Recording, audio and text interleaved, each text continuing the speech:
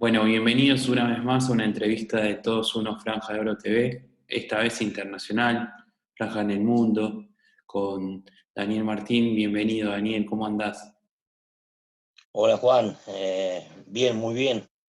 Gracias Bueno, por haberme invitado a esta entrevista.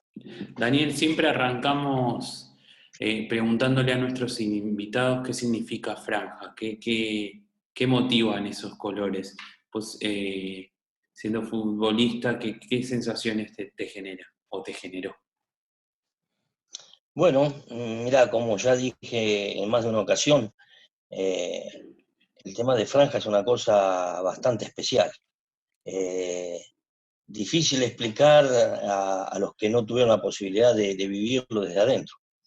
En mi caso, que tuve la suerte de compartir muchísimos equipos, eh, y buenísimos grupos, gente fenomenal, jugadores extraordinarios.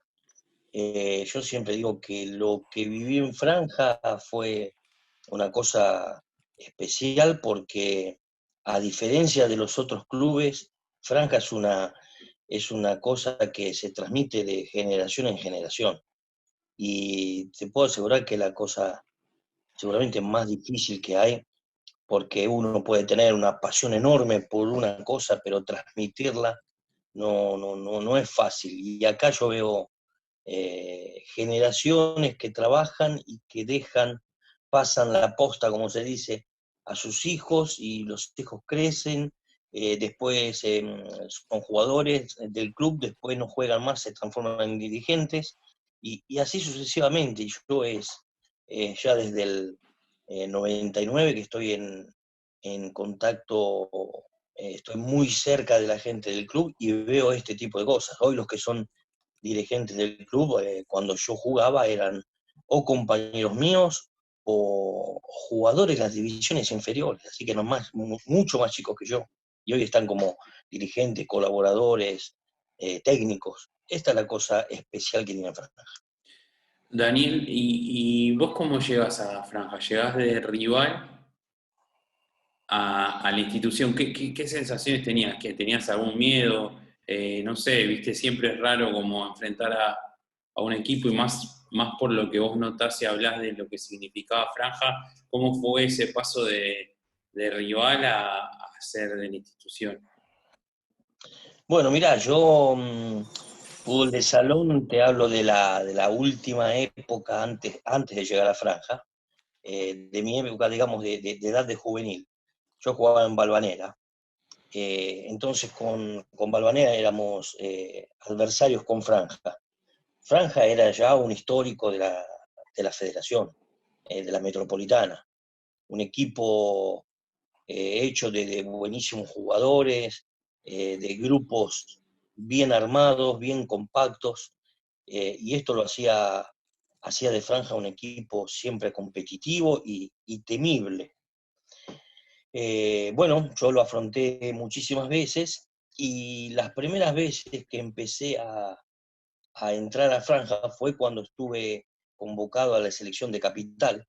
¿Por qué? Porque Franja, como te decía antes, era un club histórico, entonces muchísimas veces prestaba las instalaciones para que fueran lugar para los entrenamientos de la selección de Capital. Entonces, bueno, por este tipo de cosas empecé a frecuentar Franja, despacito, despacito, cada vez más seguido. Y bueno, con los años empecé a conocer los jugadores, los dirigentes de Franja, a hacer una amistad de adversario. Y bueno, en el 99, estamos hablando ya campeonatos de AFA, tuve la llamada para una charla informativa, para ver si era una cosa que se podía hacer, de Daniel Pacín, que a Dani lo conocía ya desde hace mucho. Ahí está uno de los ejemplos clarísimos del pase de generación en generación que hablaba antes. Y bueno, Daniel me presentó el interés de Franja, y después me reuní con Carlito Fiore y con José Luis Pacín, y bueno, llegamos a un acuerdo, y en el 99 llegué a Franja. Llegué con todas las expectativas, con unas ganas bárbaras, porque me hicieron enseguida entender que Franja me estaba esperando con las puertas abiertas. Y esto ya me hacía estar bien. Obviamente, el segundo paso quizás es más importante que el primero, que era confirmar que al interno de Franja las cosas eran realmente así. Feito. Dani, buongiorno, te diría. Claro. Buongiorno se diría. Buongiorno, buongiorno.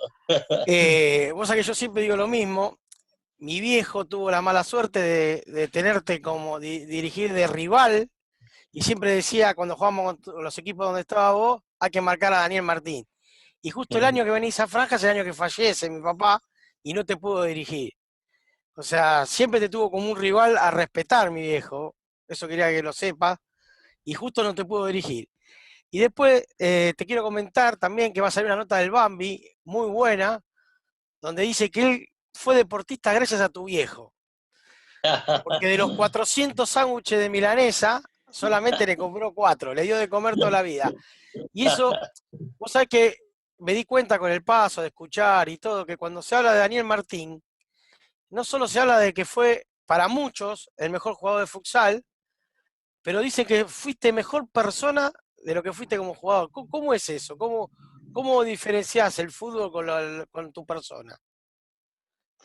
Mira, yo creo, primero y principal, bueno, es una cosa que obviamente me llena de orgullo escuchar a mis amigos, a la gente que conozco, decir a veces este tipo de frases y ponerme como el mejor, uno de los mejores, uno de los 100 mejores, no importa, ya cuando te dicen este tipo de cosas te pone la piel de gallina. Pero yo siempre digo que yo creo que este tipo de calificación que me da la gente es principalmente por lo que yo fui como persona. Eh, Porque creo que la diferencia por ahí con otros grandísimos jugadores, o por ahí 10 veces mejores jugadores que yo, creo que la grandísima diferencia estuvo propio en el tema de la persona. Es una cosa que no se crea, uno es el carácter de uno nace así, después lo puede perfeccionar, pero yo tranquilamente fui una persona que la diferencia, ¿sabe cuál era, Gallego? Que yo nunca puse por adelante de una relación personal el resultado de un partido de fútbol. Para mí fue de verdad, como dice la frase, cuando terminaba el partido terminaba todo. Era de verdad, que perdía 1-0 al último minuto una final, o que perdía 8-0, o que me daban un baile bárbaro. Yo no me la agarré nunca con nadie, fui muy autocrítico, digo siempre que el 90% de un partido perdido es culpa de uno mismo, sin dejar de lado el mérito del rival. Pero conocí muchísimos amigos, jugadores contrarios que fenomenales, pero que no sabían perder. Y esto de no saber perder crea antipatía en la gente. Y la gente muchas veces no puede o no sabe diferenciar el tema personal del tema deportivo. Entonces yo creo que estas dos cosas que me acompañaron hicieron siempre un buen núcleo de cosas importantes, porque cuando uno va principalmente a un club nuevo, no basta con ser buen jugador. Yo hoy que dirijo, que soy técnico, es la primera cosa que pongo en lo más alto de la lista. Si llega un fenómeno que me dice quiero venir a jugar a tu club, un fenómeno, pero no es una buena persona, ni siquiera le digo que venga, le digo no perda el tiempo, no es el club para vos, porque tiene que ser primero buena persona y después si es un fenómeno, obviamente que conmigo va a jugar siempre. Pero es honesta, esto es lo que te digo, la diferencia, que cuando iba a un club, más allá de mi rendimiento deportivo, era la persona que entraba por Y lo por la puerta. lograste, y lo lograste. Sí, bueno, sí, después, viste, hay muchos factores, hay Sí. factor suerte, yo siempre digo, hubo 2 o 3 episodios importantes en mi vida deportiva que me dieron la posibilidad de llegar a donde llegué. Si no hubieran si no hubieran sucedido estas cosas, 2 o 3 cositas que podrían parecer insignificantes, en cambio fueron determinantes. Daniel, y volviendo un poco a Franja, a ese campeonato del 2001, contanos un poco cómo lo viviste, qué recuerdos tenés, alguna anécdota, contanos un poco de ese equipo, cómo lo percibías, al margen de que todos dicen que la frutillita del postre eras vos. Bueno, eso, como te decía antes, Juan, la gente por ahí por un tema también de tantas cosas, de trayectoria, de cosas vividas, de experiencia, aparte de haber tenido la suerte de ganar varios campeonatos de AFA con equipos diferentes, porque gané con Muñiz, con Lugano, eh, tuve siempre la suerte de conformar equipos importantes. Franja fue un periodo de 3 años que fue siempre creciendo en alto, pero cada equipo, te puedo asegurar que cada equipo tenía su cosa fascinante, porque nosotros, si yo te hablo del primer equipo del primer año, que dirigía el Chinito Cuevas, eh, nosotros teníamos un equipo, no ganamos ese año, porque estábamos en formación y porque nosotros teníamos un equipo que fuimos, no es una anécdota, es una cosa que me quedó grabada, el partido nuestro en Rosario, con Rosario Central, la gente de Rosario Central, los dirigentes, y empatamos un partido que era para ganarlo quizás por 10 goles de diferencia y lo empatamos. La gente vino a los dirigentes de Franja a felicitarlos por lo que jugaba el equipo era increíble lo que jugaba. Obviamente, como decía antes con el gallego, no basta jugar bien, es necesario tener equilibrio, tener tantas cosas que después te llevan a ganar un campeonato. Bueno, eso fue lo que logramos despacito, año a año, agregando jugadores que te podían dar una mano, que venían de afuera, pero con una base bien sólida que era siempre la base de Franja de Oro. Y bueno, llegamos al año 2001, para mí muy especial, porque yo te cuento que en el 2001 fue el año, yo en el medio estuve un año en Italia, entonces volví porque me lastimé la rodilla, me operé en Sicilia y volví.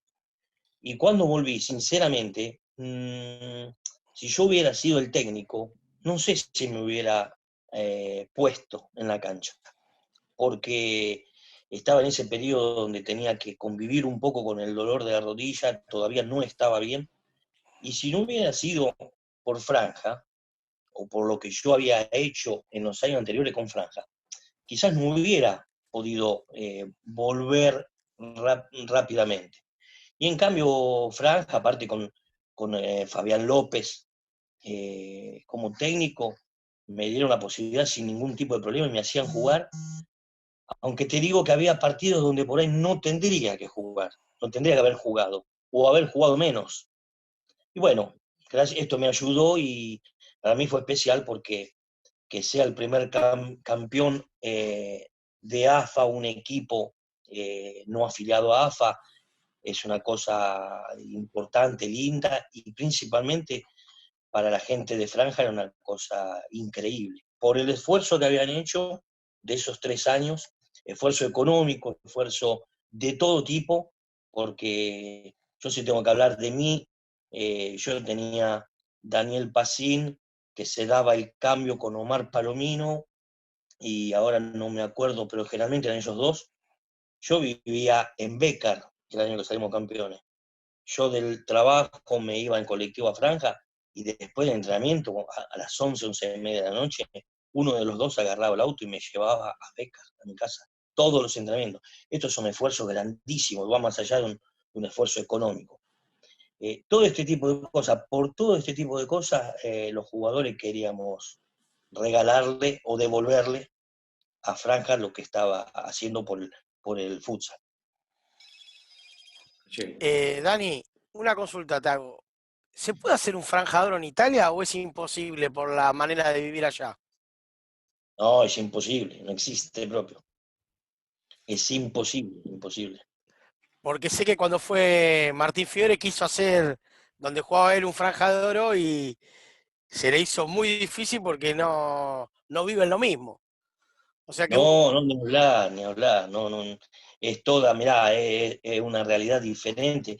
Y si vas a ver, Martín estuvo en Roma, y Roma es una capital mundial, que se parece a Buenos Aires, como vida frenética, todos corriendo para la derecha, a la izquierda. Pero acá donde estoy yo es imposible. No, ellos no podían entender nunca, pero es todo el deporte, porque si vas a ver el fútbol de 11, ellos compran jugadores ya hechos, que crecen en otros países, y cuando ellos ven que son buenos, los compran y los traen. Salen muy pocos jugadores italianos, muy, muy, muy pocos.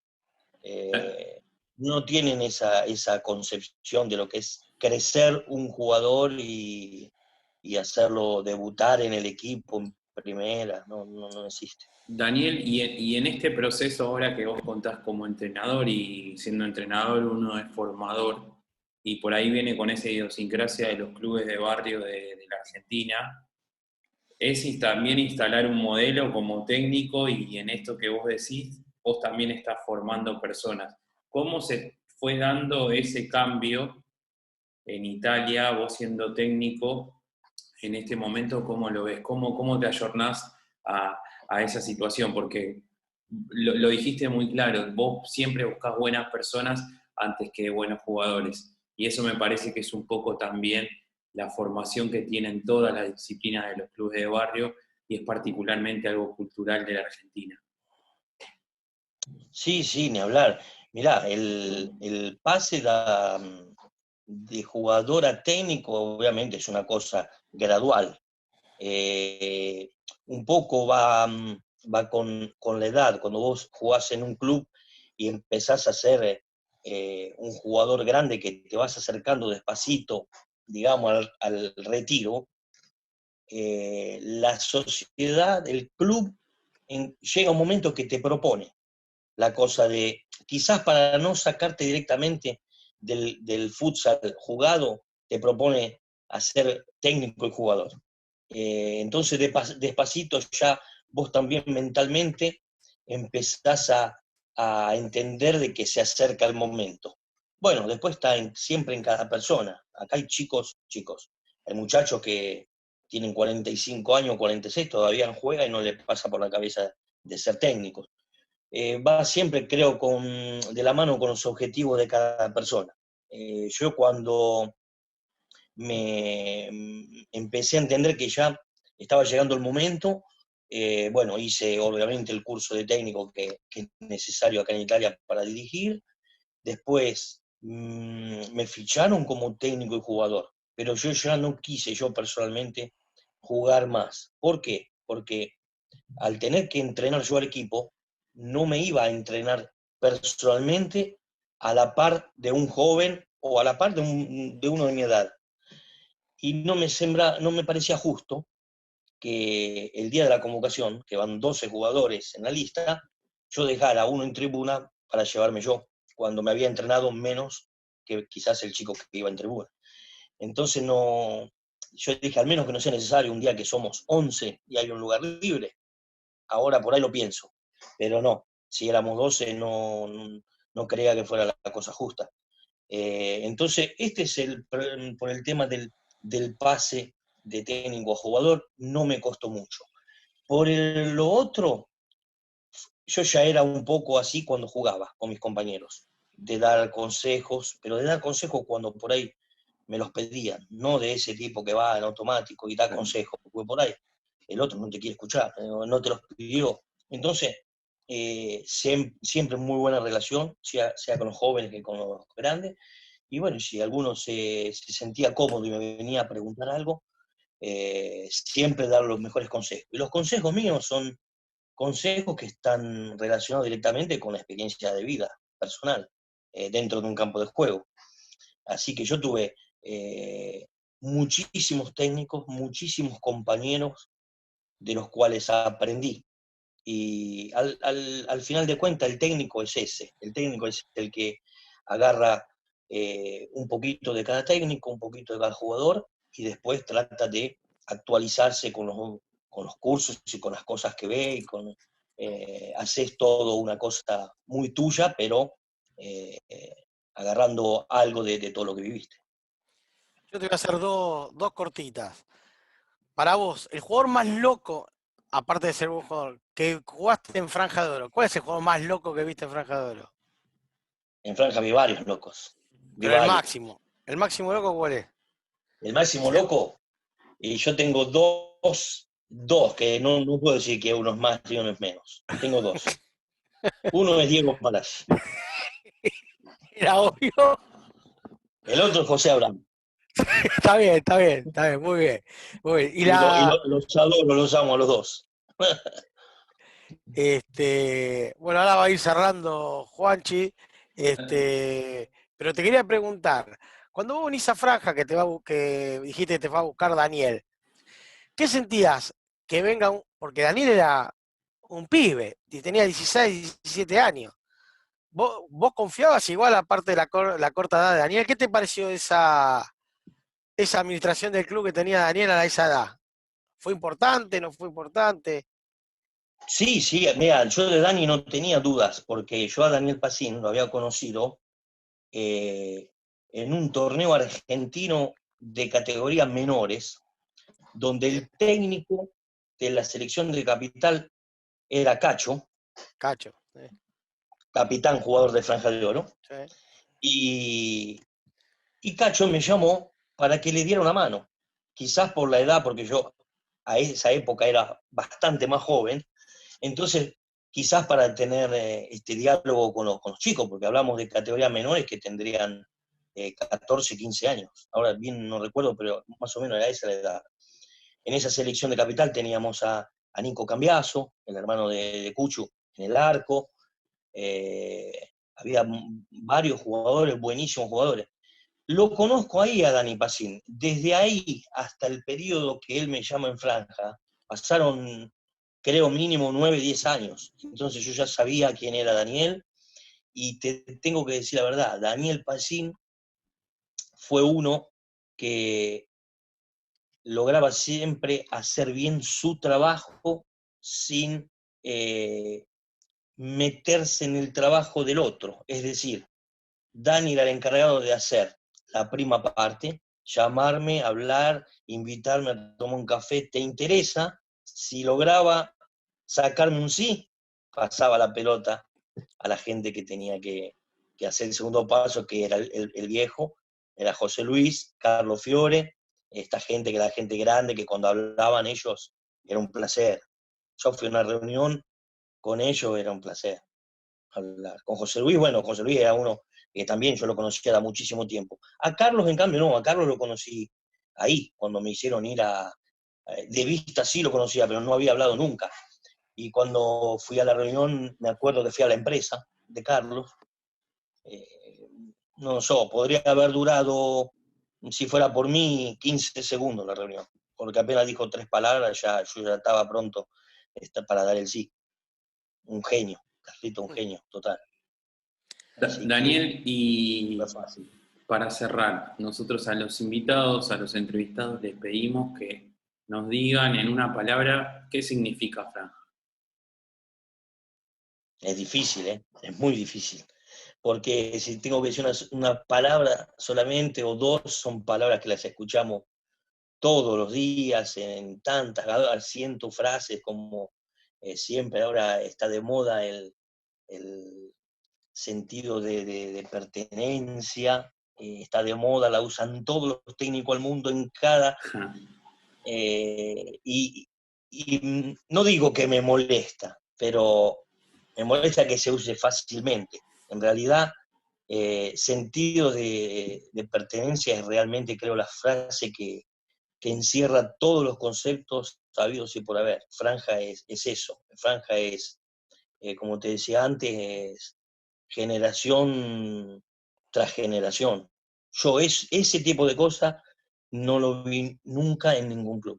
Jamás. Nunca. Bueno, Muchas gracias, Dani. Gracias, Daniel. De nada, chicos. Gracias a ustedes por la invitación.